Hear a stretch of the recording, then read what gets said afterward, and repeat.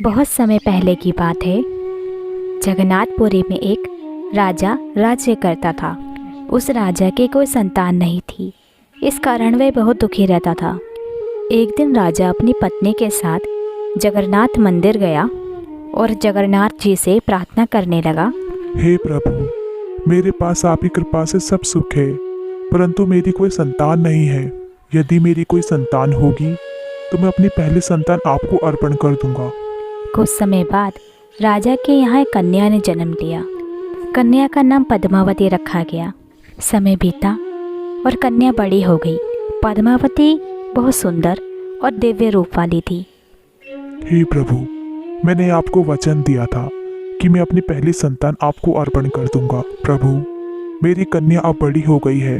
अब आप मुझे मार्गदर्शन दीजिए प्रभु कि मैं आपको उसे किस विधि से अर्पण करूं। तभी उसी रात राजा के सपने में जगन्नाथ जी आते हैं। हे राजन, तुम्हारी कन्या पद्मावती कोई साधारण कन्या नहीं है, वह लक्ष्मी का अंश है। अब वो विवाह योग्य हो गई है।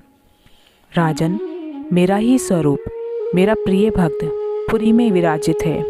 तुम अपनी कन्या का विवाह मेरे परम भक्त जयदेव से करा दो। भगवान की आज्ञा पाकर राजा ने जयदेव जी के बारे में पता लगवाया। गुप्तचर ने कहा, जयदेव जी के बचपन में ही माता पिता चल बसे थे। माता पिता के गुजरने के बाद जयदेव घर में अकेले पड़ गए थे। गांव के ही एक सूतकार ने जयदेव को अकेला और निसहाय देखकर लाभ उठाने की सोची।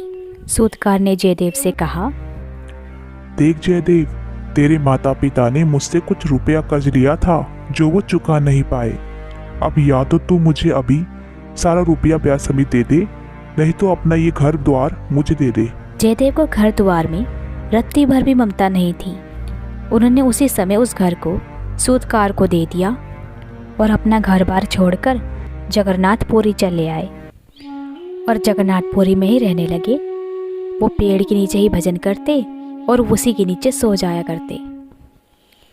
जब राजा को जयदेव जी के बारे में पता चला तो वो बहुत चिंतित हुए। अरे, उनके पास ना घर है ना परिवार, हम अपनी कन्या का विवाह कैसे कर दें उनसे? नहीं नहीं, मैं अपनी कन्या का विवाह उन जयदेव से नहीं करने दूंगी। राजा अपनी पुत्री पद्मावती का विवाह जयदेव से करने के लिए टाल देते हैं। कुछ दिन बाद राजा के सपने में जगन्नाथ जी आते हैं। राजन, मैंने तुमसे कहा था पद्मावती का विवाह जयदेव से करा दो, पर तुमने अभी तक पद्मावती का विवाह जयदेव से नहीं कराया। क्या तुम अपना वचन भूल गए राजन?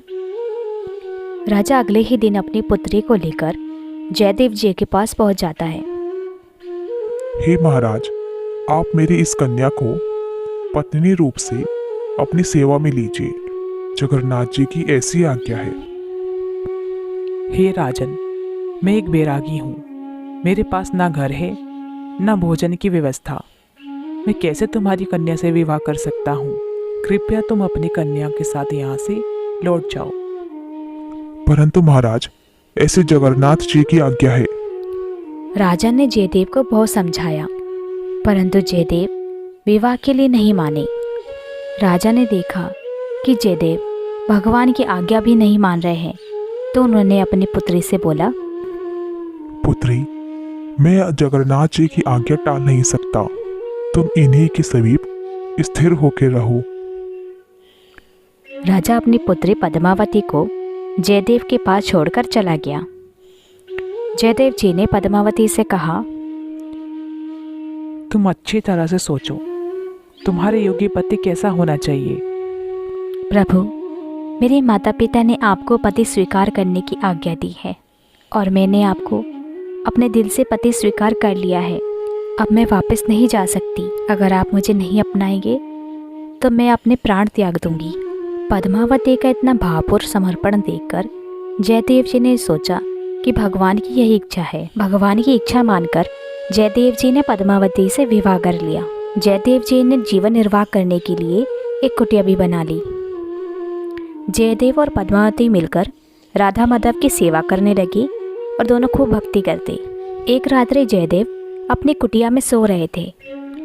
तब उनके सपने में जगन्नाथ जी प्रकट हुए और बोले, जयदेव, जयदेव उठो।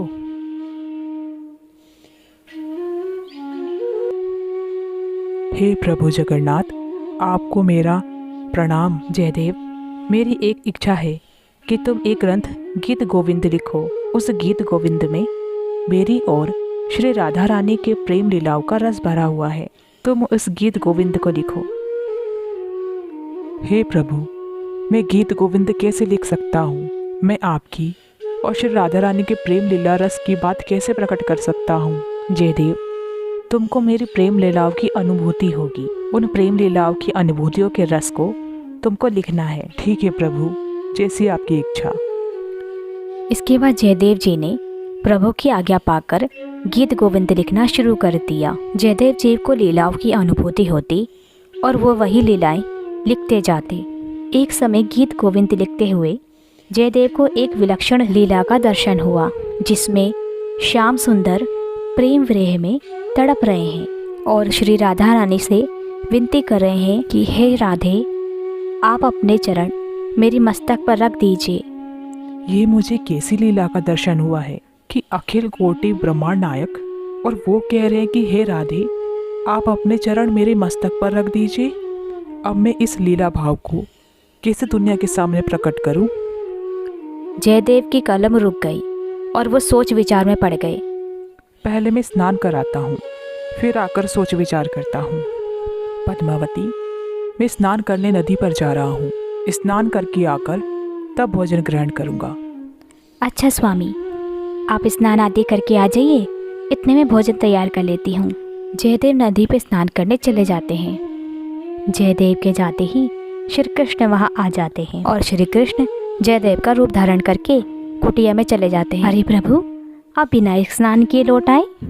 मेरे मन में एक लीला आई है, कहीं मैं उस भाव को भूल ना जाऊं, इसलिए सोचा कि पहले लिख लेता हूँ। तब श्री कृष्ण ने वो लीला प्रसंग लिख दिया जिसे जयदेव जी लिखने में संकोच कर रहे थे।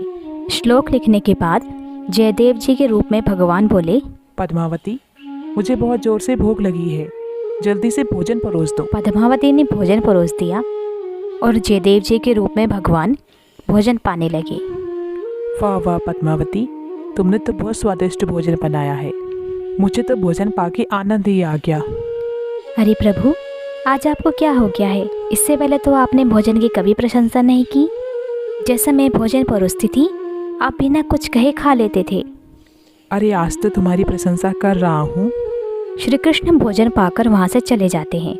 बाद में पद्मावती भी भोजन पाने लगी। इतने में जयदेव जी नदी से स्नान कर कर लौट आए और देखा तो पद्मावती भोजन पा रही है। अरे पद्मावती, आज तुमने पहले ही भोजन पा लिया। तुम्हारा तो नित्य नियम है कि मेरे भोजन पाने के बाद ही तुम भोजन करती हो। प्रभु, आप ये कैसी बातें कर रहे हैं? अभी अभी तो मैंने आपको भोजन पवाया है। अरे, मैं तो अभी नदी से स्नान करके लौटा हूँ, मैंने तो कोई भोजन नहीं पाया। प्रभु, आपने ही तो आके कहा था कि आपके मन में कोई लीला की अनुभूति हुई है, तो आपने पहले प्रसंग लिखा, उसके बाद भोजन पाया। जयदेव जी ये बात सुन के बहुत ही आश्चर्यचकित हो गए। जयदेव जी ने जाकर अपनी पोथी को देखा, जिस पोथी में वे गीत गोविंद लिख रहे थे। जयदेव जी ने देखा कि वे पद जिसे लिखने में वो संकोच कर रहे थे, वो पोथी पर लिख दिया गया है। हे पद्मावती, तुम धन्य हो। महा सौभाग्य है तुम्हारा कि प्रभु ने तुम्हारे हाथ का भोजन पाया। जिसने तुम्हें भोजन पवाया वो मैं नहीं था, वो स्वयं प्रभु थे। इस घटना के बाद जयदेव जी ने गीत गोविंद को शीघ्र ही पूर्ण कर लिया। जयदेव जी की लिखी गीत की प्रसिद्धि चारों तरफ फैल गई। लोग जयदेव जी को बुला बुलाकर गीत गोविंदम का पाठ सुनते।